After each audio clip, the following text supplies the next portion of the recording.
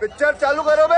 60 lakh vote काटे गए, किसी 6 आदमी को लेके राहुल गांधी जी कोर्ट क्यों नहीं गए? मैं पूछना चाहता हूँ, आप ही बता दीजिए ना। 65 लाख में 6 का आंकड़ा गिनवा दीजिए, किस क्यों नहीं कोर्ट? नहीं, ये बहाना है। वही एक बात लेके आते हैं तमाम जो आप तो लीगल है, हाँ तो लीगल है। जब जो तमाम लोग, एक मिनट यार, अभी इतना बोलेंगे तो कैसे बोलूंगा? आपके सामने आप जब एक बात बताइए, जब राहुल गांधी ने चाय पार्टी करी थी कि मैं मृतक लोगों के साथ चाय पार्टी करता हूं, जिनके SIR के बहाने ने मृतक बता के इनके वोट काट दिए गए हैं, तो चुनाव आयोग ने उस पर क्या एक्शन लिया? सुप्रीम कोर्ट ने चुनाव आयोग से जवाब मांगा, आपने 65 लाख जो इनाम काटे हैं, इनका आप आधार बताइए, इनको किस आधार पे आपने नाम डिलीट करे इनके? वो क्यों नहीं जवाब दिया चुनाव आयोग ने? तो बार बार कह रहे हैं कोर्ट जाओ। जब कोर्ट जवाब मांग रहे हैं तो कोर्ट में आप जवाब दाखिल नहीं कर रहे, फिर कह रहे कोर्ट जाओ। मजे ले रहे हो आप? के साथ राहुल जी चाय पार्टी करते हैं, सुबह को चाय पार्टी करते हैं, शाम को मीडिया के आगे आके कहते हैं हमें तो भैया राजद के नेता ने बुलाया था, हमको तो कांग्रेस के नेता ने बुलाया था, हमारे पास कोई चिट्ठी नहीं है। और जब उनका भला हो आप जैसे देशभक्त पत्रकारों का, जो उनके घर जाते हैं, उनका पहचान पत्र लेते हैं और उनका नाम दिखाते हैं इलेक्शन कमीशन के साइट पे। लेकिन क्या है ना साहब, झूठ बोलने की कला होनी चाहिए, झूठ बोलने की कला होनी चाहिए, और ये कला केवल और केवल कांग्रेस में है। तो गेम बजाना पड़ेगा। पहचान पत्र की इन्होंने बात करी। पहचान पत्र मेरे बड़े बेटे के पास भी है। मेरे बड़े बेटे का पिछले चुनावों में वोट काट दिया गया था, पहचान पत्र उसके पास मौजूद है, लेकिन वोटर लिस्ट में उसका नाम डिलीटेड था। क्या करूंगा मैं उस पहचान पत्र का? जब हम वहां पे उससे बनवाने गए पर्ची, भाई इलेक्ट्रॉल बॉल के हमारे बेटे की पर्ची बना, उसने देखा पर्चा पलटा, उसमें तो साफ साफ लिखा रहा था डिलीटेड।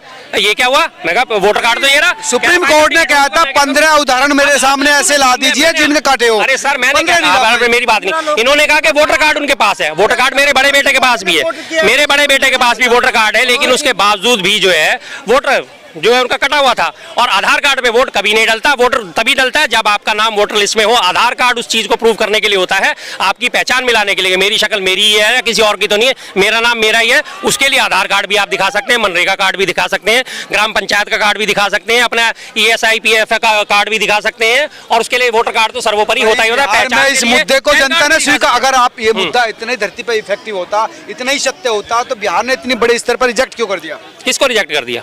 कांग्रेस को, RJD को। जनता ने कहा रिजेक्ट करा है? वो तो ज्ञानेश कुमार जी ने रिजेक्ट करा है। ये तो धोती खोल रहा है। 60% से अधिक बिहार में मतदान हुए। अरे भैया देखिए, ये हमेशा ये जनता में खोट देखते रहे, लेकिन खोट तो इनके नेता में था। ये जनता में खोट देखते रहे, खोट इनके नेता में था। नेता में था, जनता में खोट। एक मिनट में बताता हूँ, अभी इन लोगों की समझ में नहीं आएगा, आएगा धीरे धीरे, आप धीरे धीरे आएगा। अगर चुनाव, एक मिनट सुन ले, अरे सुन ले, सरकार बनाने वाले आ गए। चुनाव आयोग ने अपनी वेबसाइट पे दे रहा था 7 करोड़ 42 लाख। चुनाव आयोग ने अपनी वेबसाइट में दे रहा था कि भाई 7 करोड़ 42 लाख रजिस्ट्रेशन वो है, मतदाता वोटर है ना। और जब मतदाता हो गया तो वही 7 करोड़ 45 लाख हो गए। कहाँ से बढ़ गए 3 lakh? Good question, you are a good question. इनके बीजेपी के नेताओं ने उंगली दिखाई है, हमने दिल्ली में वोट गिरा है, बिहार में भी गिरा है, इससे बड़ा सबूत क्या चाहिए? और दूसरी बात, अगर एक बात और बताऊं, अगर ये सन 2023 में अगर चुनाव आयोग पे से ये लगाया ना कि चुनाव आयोग पे कोई FIR नहीं हो सकती, अगर आज हटा ले FIR हो जाने तो चुनाव आयोग क्या पूरी बीजेपी अंदर है। अभी इन्होंने कहा 7 करोड़ 42 लाख मतदान है, बिल्कुल ठीक कहा। और इन्होंने कहा कि 7 करोड़ 45 लाख मतदान पड़े। अरे भैया चाचा तो गजबे पढ़े लिखे हैं, ठीक है? वेबसाइट में दिखा रहा हूँ, तुमसे ज्यादा गाली गलौज करना आता है। कांग्रेस के कार्यालय में चूतिया पूतिया, तुम्हारी उम्र वैसे भी पाओ, देखिए तुमसे ज्यादा गाली देना आता है।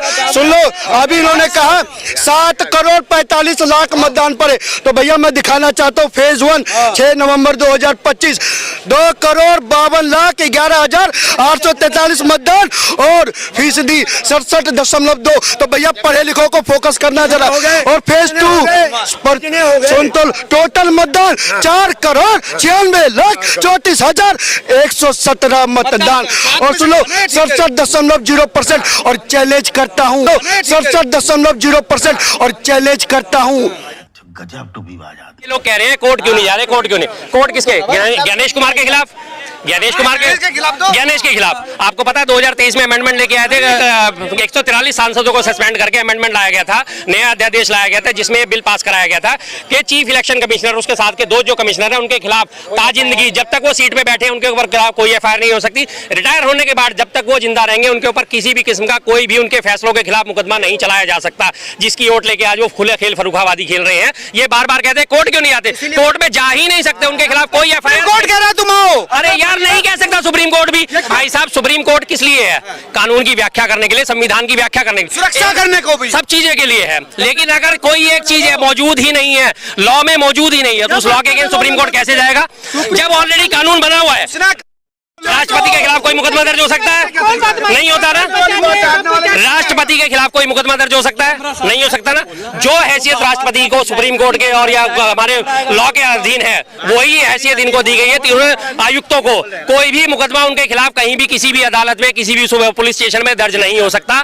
आप चाहे सुप्रीम कोर्ट का ले लीजिए, किसी को भी ले लीजिए, नहीं होगा तो नहीं होगा भाई। सांसदों का अध्यादेश ला करके उनको भी खड़ा किया जा सकता है। हर चीज का एक नियम है, पहलू है। लेकिन शर्मा जी ये कह रहे हैं वोट चोरी हुई। फॉर एग्जांपल मेरा वोटर आई कार्ड से नाम काट दिया लिस्ट से, अब मैं थाने में तो जाऊंगा, मैं थाने से एफआईआर कराऊंगा नया आधार कार्ड वोटर आई कार्ड बनाने के लिए, फिर मैं चुनाव आयोग के दफ्तर जाऊंगा बनवाने के लिए। नहीं बनेगा तो मैं आवाज नहीं उठाऊंगा, मैं घर बैठ जाऊंगा। एक का नहीं है, एक भी नहीं, एक का नहीं है। मैं बात जाएंगे, आवाज उठाने जाएंगे तो वो पूछते किसको उठाना है, तो मोदी जी को ऊपर अगर कोई कंप्लेन करेगा तो ऐसे बीजेपी वाले हैं। मैंने बात करी है ज्ञानेश कुमार और उसके साथ के दो जो सहायक आयुक्त हैं, इलेक्शन कमिश्नर है, उनके खिलाफ कहीं भी कोई भी मुकदमा नहीं दर्ज कराया जा सकता। रही बात एक वोट कटने की, उसके लिए कोई बीएलओ अगर गलत तरीके से काटता, बीएलओ के खिलाफ आप जा सकते हैं, लेकिन चुनाव आयुक्तों के खिलाफ नहीं जा सकते। मेरा कहने का सिर्फ मकसद ये है।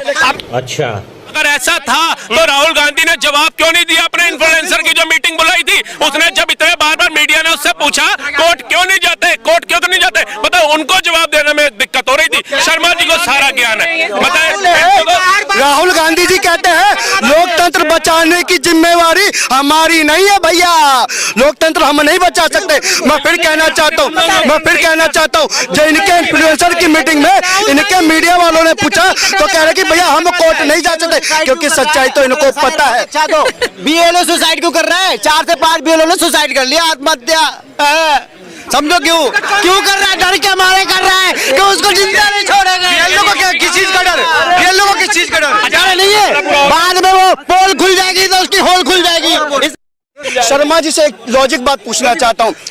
बिहार से 1400 किलोमीटर दूर ज्ञानेश कुमार जी जो इलेक्शन कमिश्नर है वो बैठ के दफ्तर में बैठ के पन्ना में नाम काटते हैं क्या?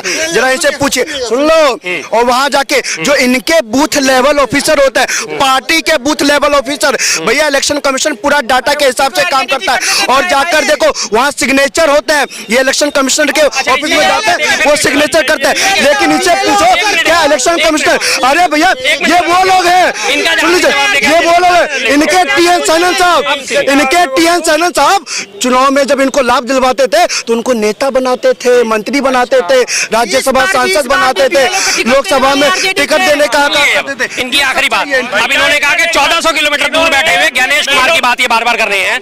अब ये मुझे बताइए, अगर 1400 किलोमीटर दूर बैठा ज्ञानेश कुमार जिम्मेदार नहीं है तो मुंबई ब्लास्ट में बैठा हुआ 1200 किलोमीटर दूर बैठा देश का गृह मंत्री जिम्मेदार कैसे था? फिर क्यों उसने इस्तीफा दिया? क्यों महाराष्ट्र के मुख्यमंत्री ने इस्तीफा दिया? जिम्मेदार